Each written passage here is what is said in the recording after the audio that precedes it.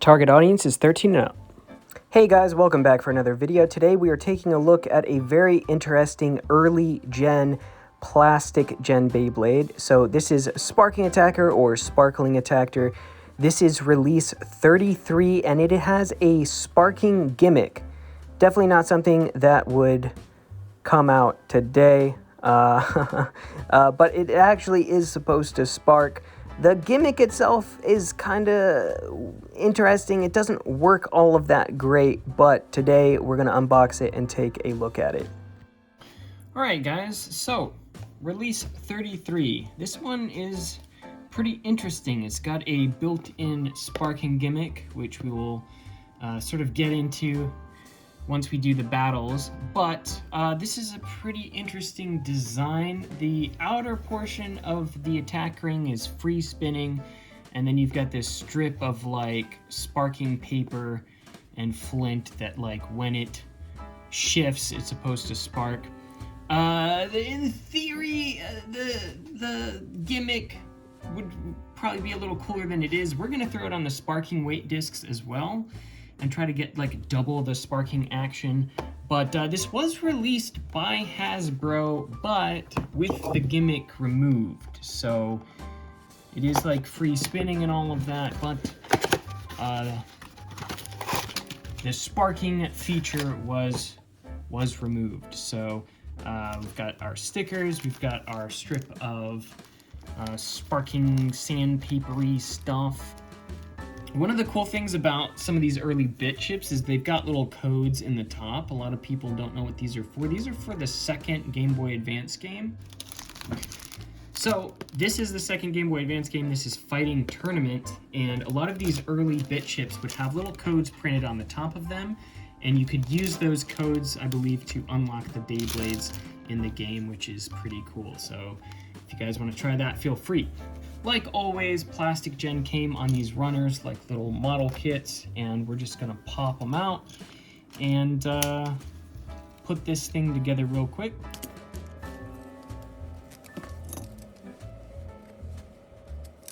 So this is the pre-spin gear system. So the spin gear is fixed in. It actually screws into the center. All right, so these little strips stick on the inside of this main portion of the attack ring.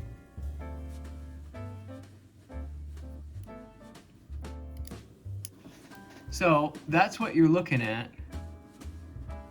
You've just got these strips on the inside here.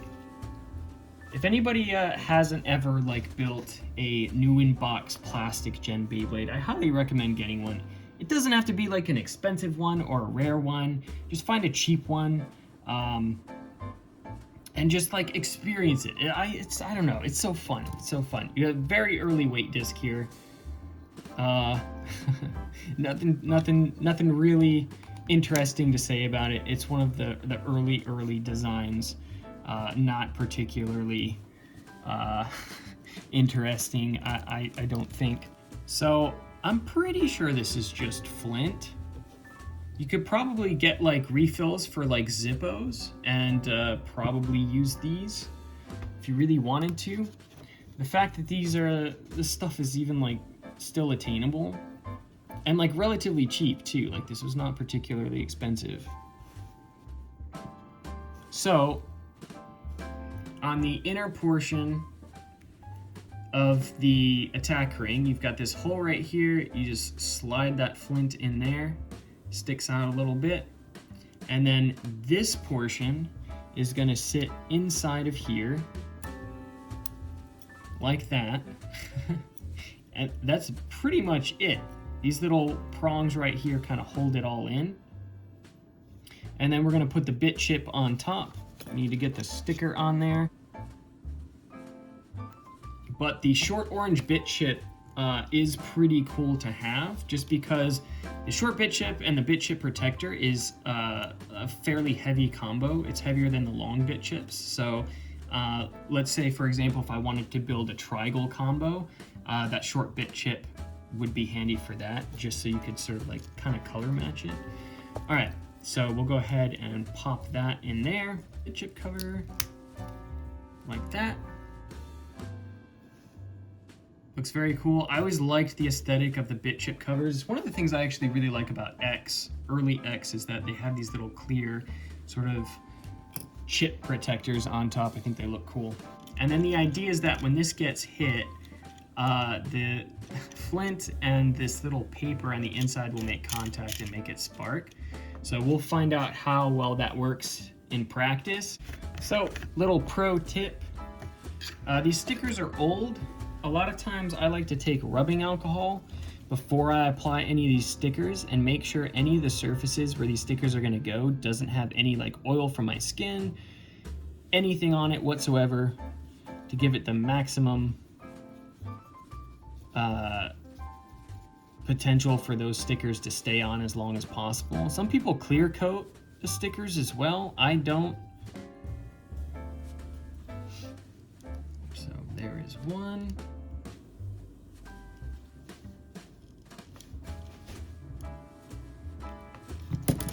All right. So there's all the stickers. So this is a flat bit. This is a flat tip for the blade base, so should have some attack potential there. The attack ring for this is really interesting looking. I do like the design. It's strange.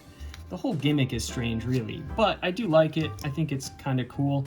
And yeah, we do have some extra strips for the sparking effect. I think I'm actually going to save these for the sparking weight discs. I don't think I'll be replacing these too much in this one, but these are handy to have. So let's get a couple quick shots of this so you guys can see it sort of untouched before we battle, and then we'll throw it in the arena, and then we'll throw the sparking weight discs on it and see what kind of effects we can get.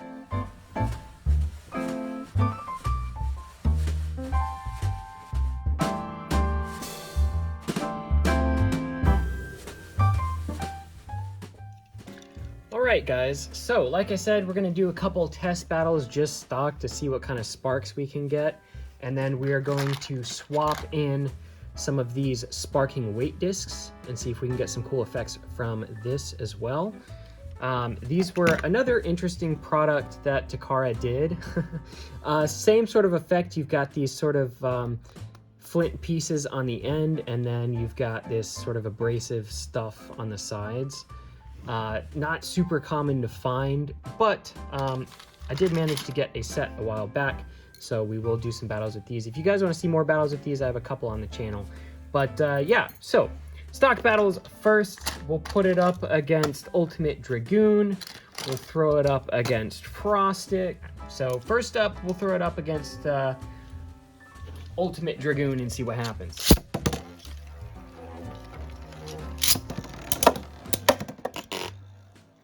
All right, we're gonna swap to the HMS Stadium because it's black. I think it might be a little easier to see the sparks.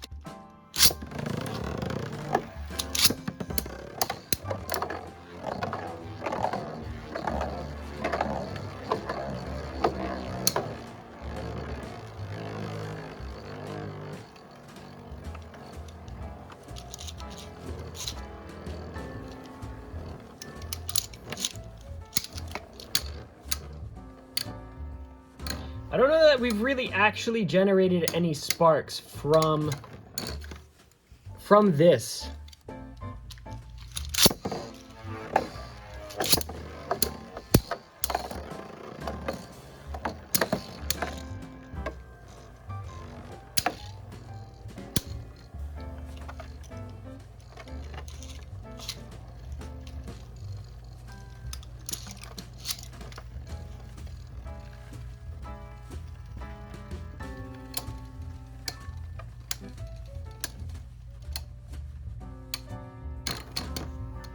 Frostic takes another one.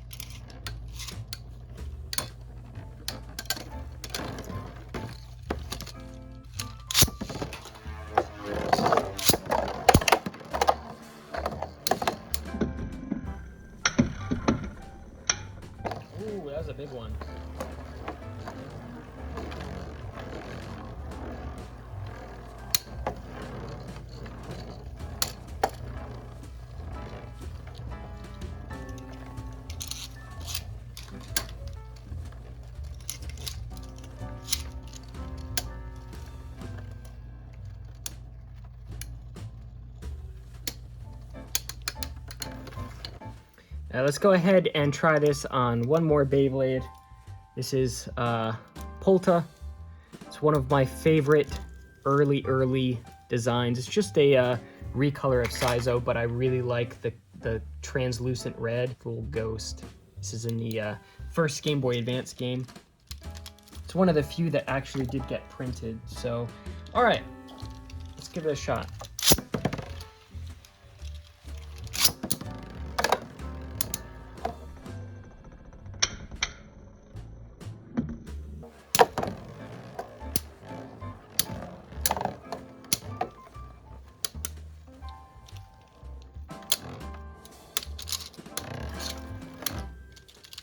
All right, let's do one more, and then we'll call it, because I could do this all day.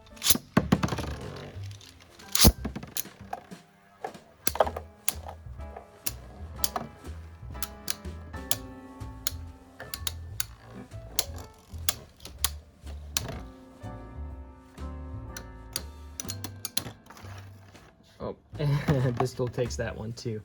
All right, guys, so that is Sparkling Attacker, or Sparking Attacker. So, again, the gimmick doesn't really work that great. I think if you were to maybe replace the flint with something that's a little longer, like maybe Zippo flint or something, that might work a little better. I think it's the same stuff, right? Somebody could probably correct me if I'm wrong, but I do like the design of Sparking Attacker. The early gen plastic gen stuff I think is pretty charming. A lot of it isn't that good, but they did a lot of really cool, really interesting things. So let me know what you think of this Beyblade, guys. If you guys had one of these, if you've ever seen one of them, if you had the Hasbro version, I'm very interested to hear about that. But yeah, hit the like for the algorithm, drop a comment, subscribe if you haven't already for future Beyblade content, and I will see you guys in the next one.